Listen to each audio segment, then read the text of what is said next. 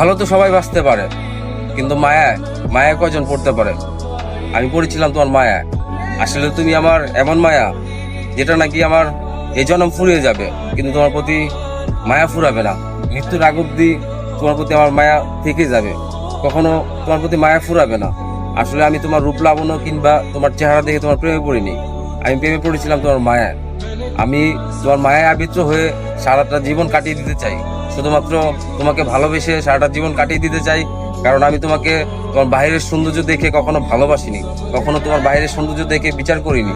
আমি শুধু তোমার মন মন দেখে ভালোবেসেছিলাম, বা তোমার মায়া করে ভালোবেসেছিলাম, যেটা নাকি সারাটা জীবন থেকে যাবে।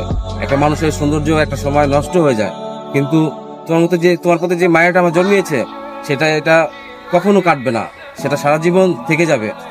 তো একটা কথাই বলবো পরিশেষে, এই জনম ফুরিয়ে যাবে, তোমার প্রতি কখনো আমার মায়া ফুরাবে না।